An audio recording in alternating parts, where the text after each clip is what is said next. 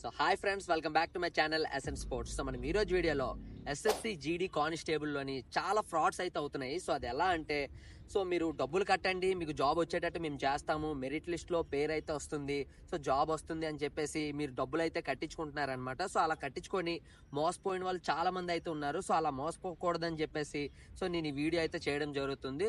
So ఎవరైతే జీడీ notifications prepare అవుతున్నారో వాళ్ళందరూ కూడా ఖచ్చితంగా ఇది వీడియో అయితే ఖచ్చితంగా చూడాలి.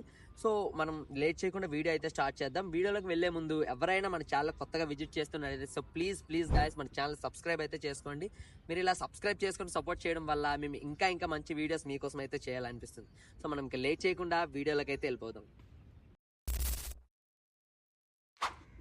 సో హాయ్ అండి, మనకి ఎస్ఎస్సి జీడీ కానిస్టేబుల్లోని ఫ్రాడ్స్ అనేవి ఎలా జరుగుతున్నాయని చెప్పేసి మీకు క్లియర్గా అర్థమయ్యేటట్టుగా నేను ఒక 3 పాయింట్స్లో దానికి ఎక్స్ప్లెయిన్ చేయడానికి అయితే ట్రై చేస్తాను. సో వీడియోని ఎక్కడ స్కిప్ చేయకుండా ఫుల్గా చూడడానికి అయితే ట్రై చేయండి.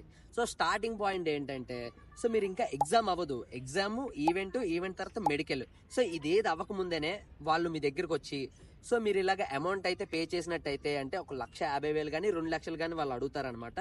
సో మీరు ఇలా పే చేసినట్టయితే మీ అబ్బాయికి జాబ్ వచ్చేటట్టు మేము చేస్తాము, 100% మీకు జాబ్ వస్తుంది అని వాళ్ళు చెప్పడం అయితే జరుగుతుంది అనమాట. సో ఇలా చెప్తున్నప్పుడు మీ పేరెంట్స్ ఏం ఆలోచిస్తారంటే, ఒకే అప్పో సప్పో ఏదో చేసి మనము కట్టినట్టయితే వీడికి జాబ్ వస్తుంది, రేపు పొద్దున్న ఏదో చేసి అప్పు తీర్చుకుందాం, లేకపోతే శాలరీ వస్తుంది కదా దాంతో అప్పు తీర్చుకుందాం, సో వీడి లైఫ్ బాగుంటుంది అని చెప్పి పేరెంట్స్ ఆలోచిస్తుంటారనమాట. సో అలా ఆలోచించి ఏదో ఒక అప్పో సప్పో చేసి ఆ అమౌంట్ అయితే తెచ్చి కట్టడం అయితే జరుగుతుంది. సో ఒకవేళ మీరు కట్టడం బాగానే ఉంది, సో మీకు ఎగ్జామ్లో ఎక్కడైనా ఫెయిల్ అయినా సరే, లేదా ఈవెంట్లో ఫెయిల్ అయినా, లేకపోతే మెడికల్లో ఫెయిల్ అయినా సరే, ఒకటే వాళ్ళు మళ్ళీ మీ కంటికి కనిపించరు అనమాట. సో మీ 2 లక్షలు కూడా పోయినట్టే. సో మీరు ఏం కూడా చేయలేరు, వాళ్ళు నెంబర్ చేస్తే స్విచ్ ఆఫ్ వస్తుంది, ఏదో ఒకటి చేస్తారు, బట్ వాళ్ళైతే చేసేది ఏమీ ఉండదు. మీ 2 లక్షలు అక్కడికక్కడే పోయినట్టే, మీరు మర్చిపోవాల్సిందే. మా రిలేటివ్స్లో ఒక అబ్బాయికే జరిగింది ఇది. సో నేను చెప్పినా సరే వాళ్ళు వినలేదనమాట. సో ఎక్కడైనా అప్పు దొరుకుతుందని చెప్పి వెయిట్ చేస్తున్నారు. సో ఇక్కడ వాళ్ళు మీకు చేసేది ఏమీ ఉండదు. ఒకవేళ పాస్ అయినా, ఉద్యోగం తెచ్చుకున్నా మీ కష్టం మీద మీరు తెచ్చుకోవాలి తప్పితే వాళ్ళు చేసేది ఏది ఉండదు.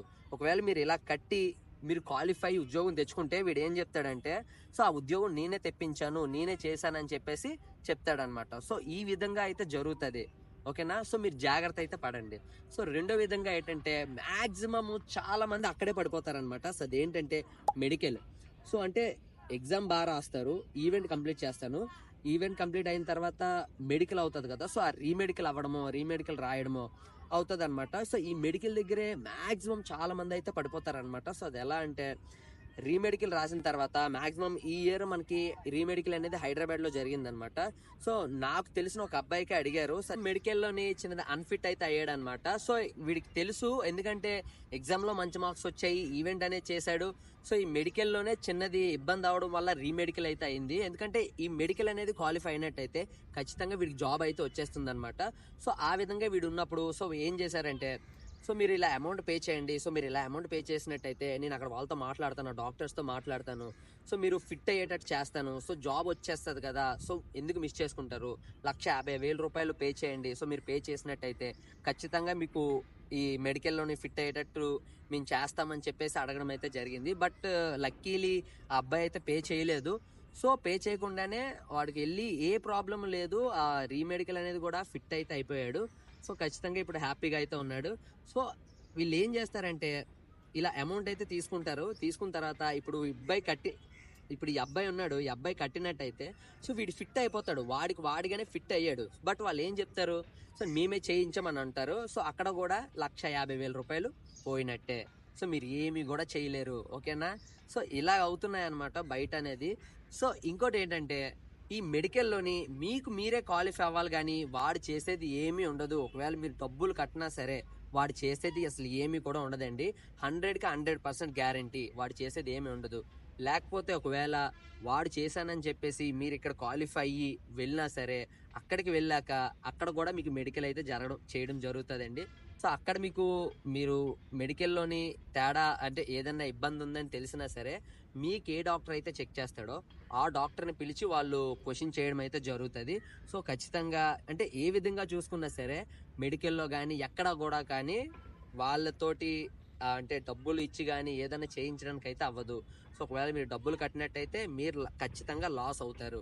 సో డబ్బులు అనేది పే చేయకండి, ఎక్కడా కూడా పే చేయకండి. నేను ఈ పాయింట్స్లో కూడా ఎందుకు చెప్తున్నానంటే సో మీరు అర్థం చేసుకుంటారని చెప్పేసి మీకు పాయింట్స్గా చెప్తున్నాను అనమాట. సో మూడో విధంగా థర్డ్ పాయింట్ అండి. సో అదేంటంటే మీకు మెరిట్ లిస్ట్ కోసం వెయిట్ చేస్తారు కదా. అంటే మీరు ఇక్కడ ఎగ్జామ్ కంప్లీట్ చేసుకొని తర్వాత ఈవెంట్ కంప్లీట్ చేసుకొని తర్వాత మీరు మెడికల్ కంప్లీట్ చేసుకొని మెరిట్ లిస్ట్ కోసం అయితే వెయిట్ చేస్తారు కదా. సో చాలా మంది అన్న నాకు తక్కువ మార్క్స్ వచ్చాయి, మరి తక్కువ మార్క్స్ వచ్చాయని చెప్పేసి జాబ్ వస్తుందా రాదా అని మైండ్ సెట్లో ఉంటారు కదా చాలా మంది. సో అలాంటి వాళ్ళతోటి సో వీళ్ళు ఏం చెప్తారంటే మీరు 1,50,000 రూపాయలు కట్టండి, పే చేయండి. సో చేసినట్టయితే ఖచ్చితంగా మెరిట్లోని మీ పేరు అయితే వస్తుంది, ఖచ్చితంగా జాబ్ వస్తుంది. సో మీరు ఈ ఎగ్జామ్ అనేది చాలా కష్టపడి రాశారు, ఈవెంట్ అనేది చేశారు, మెడికల్ అనేది చేశారు, ఒక మెరిట్లోని పేరు వచ్చేసినట్టయితే ఖచ్చితంగా మీకు జాబ్ వచ్చేస్తుంది కదా, ఎందుకు ఈ అవకాశాలను వదులుకోవాలని చెప్తారు మీకు. సో చెప్పేసి మీతోటి ఖచ్చితంగా కట్టిస్తారు. అంటే మీరు ఆ మైండ్ సెట్లో ఉంటే సో ఖచ్చితంగా మీరు కట్టేస్తారనమాట. ఎందుకంటే జాబ్ అనేది ఎవరు వదులుకోవాలనుకోరు. సో ఖచ్చితంగా అమౌంట్ కట్ అయినా సరే జాబ్ తెచ్చుకోవాలని చెప్పేసి మైండ్ సెట్లో ఉంటారు.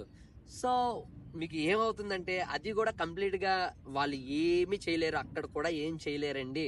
సో ఖచ్చితంగా అక్కడ మీరు క్వాలిఫై అయినా అంటే అక్కడ మీకు మెరిట్ లిస్ట్లో పేరు రావాలన్నా సరే అది మీరు కష్టపడే దాన్ని బట్టే అది వస్తుందండి. సో వీళ్ళు ఏంటంటే మధ్యలో ఉన్న వాళ్ళు అసలు ఏమి కూడా చేయలేరు, స్టార్టింగ్ నుంచి ఎండింగ్ వరకు నేను చెప్పుకొస్తుంది అదే. వీళ్ళు అక్కడ ఎక్కడ కూడా ఏమి కూడా చేయలేరు, ప్రతిదీ కూడా మీ కష్టం మీద మీరు వస్తుందే. వీళ్ళు ఏంటంటే మధ్యలో వాళ్ళు అవకాశవాదులు అనమాట. అంటే ఏంటంటే ఒకవేళ జాబ్ వచ్చినట్టయితే అది నేనే చేయించాను, ఒకవేళ మీరు అమౌంట్ పే చేస్తారు, అమౌంట్ పే చేసిన తర్వాత జాబ్ వచ్చినట్టయితే సో అది నేనే రప్పించానని చెప్తారు.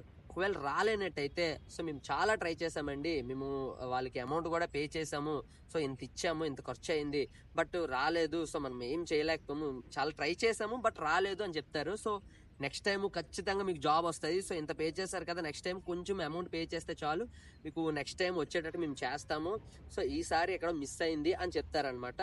సో ఇలాగ ఈ విధంగా కూడా మీరు డబ్బులు పూర్తిగా కోల్పోయే అవకాశం అయితే ఉంది. సో మీరు కంప్లీట్గా ఒకటే అర్థం చేసుకోండి, అసలు ఎక్కడా కూడా ఏం చేయలేరండి ఎస్ఎస్సి జీడీ నోటిఫికేషన్లోని. అంటే ఇది చాలా పెద్ద నోటిఫికేషన్. సో అందుకని వీటికి మీరు ఏంటంటే కంప్లీట్గా జాబ్ వచ్చేస్తుంది అంటే ఎవరైనా ఆశపడతారు. సో ఎవరైనా ఆశపడి కట్టేయడానికే అయితే ముందడుగు వేస్తారు కదా.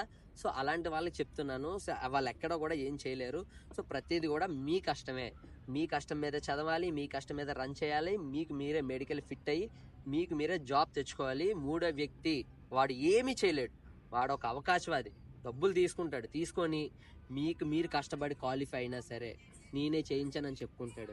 ఒకవేళ మీరు ఫెయిల్ అయితే చాలా ట్రై చేసాం అవ్వలేదు, నెక్స్ట్ టైం ఖచ్చితంగా అయ్యేటట్టు చేస్తాం. ఒకవేళ మీకు జాబ్ వచ్చేసింది అనుకోండి, సో మీతో ఫోటో తీసుకోవడమో ఖచ్చితంగా మీలాగే ఒక 10 మందిని ఖచ్చితంగా పట్టేసుకుంటాడు. మీ ద్వారా జాబ్ వచ్చింది అనుకోండి, అంటే మీ కష్టం మీద మీరు సంపాదిస్తారు, బట్ వాడు తెచ్చానని చెప్పుకొని జాబ్ తెచ్చానని చెప్పుకొని మీలాంటి ఒక 10 మందికి పట్టుకొని సో వాళ్ళు కూడా ఇలాగే చేస్తాడు. ఒకవేళ క్వాలిఫై అవ్వకపోతే చేతులు దులిపేస్తాడు, ఒకవేళ క్వాలిఫై అయినట్టయితే క్రెడిట్ మొత్తం వీడు కొట్టేస్తాడు అనమాట. సో అస్సలు మీరు నమ్మకండి ఇలాంటి వాళ్ళని. సో ఇది చేయడానికి కారణం కూడా ఇలాగ చాలా మంది మోసపోయే వాళ్ళు ఉన్నారు. సో అలాగ మీరు అవ్వకూడదని చెప్పేసి నేను ఈ వీడియో అయితే చేయడం జరుగుతుంది. సో ఖచ్చితంగా జీడీకి ఎవరైతే ప్రిపేర్ అవబోతున్నారో వాళ్ళందరికీ కూడా 100% మీరు షేర్ చేసినట్టయితే వీడియోని, సో వాళ్ళకి చాలా యూస్ఫుల్గా ఉంటుంది. సో ఇలాంటి ఫ్రాడ్స్లోని మళ్ళీ చెప్తున్నాను, ఇలాంటి ఫ్రాడ్స్లోని మీరు అస్సలు పడకండి. సో ఇది కంప్లీట్గా వాళ్ళు చేసేది జీరో, ఓకేనా. సో వాళ్ళు ఏదో జాబ్ ఇచ్చేస్తారు, వాళ్ళు ఏదో చేసేస్తారని చెప్పేసి మీరు డబ్బులు కట్టారా, మీకు ఒక్క రూపాయి కూడా తిరిగి రాదు, డబ్బులు పోయినట్టే, ఓకేనా. ఇదే మీకు చెప్పడం. సో ఇంకా చివరిగా మీకు చెప్పాల్సింది ఏంటంటే ఒకవేళ మీరు జీడీ నోటిఫికేషన్కి ప్రిపేర్ అవ్వాలని అనుకుంటున్నా, ఒకవేళ మీకు ఏం చదవాలో తెలియకపోయినా నన్ను అడగండి, బుక్స్ అనేవి నేను చెప్తాను ఏం తీసుకోవాలని చెప్పేసి. సో మీరు నా వీడియోలో చూసే ఉంటారు, నేను జీడీ వాళ్ళకి చాలా మందికి ట్రైనింగ్ అయితే ఇచ్చాను. ఒకవేళ మీరు 5Kకి 8 ప్రిపేర్ అవ్వాలనుకుంటున్నా సో ఖచ్చితంగా నాకు కామెంట్ చేయండి, నేను ఖచ్చితంగా మీకు రిప్లై అయితే ఇస్తాను. సో అన్ని విధాలుగా మీకు హెల్ప్ అయితే చేస్తాను. సో వీడియోని లాస్ట్ వరకు చూసిన మీ అందరికి కూడా హార్ట్ఫుల్లీ థ్యాంక్స్ అండి. సో ప్రతి ఒక్కరు కూడా ఈ వీడియోని అయితే షేర్ చేయండి. సో మీ అందరికీ all the best guys. So వీడియోని లాస్ట్ వరకు చూసిన మీ అందరికి కూడా హార్ట్ఫుల్లీ థ్యాంక్స్.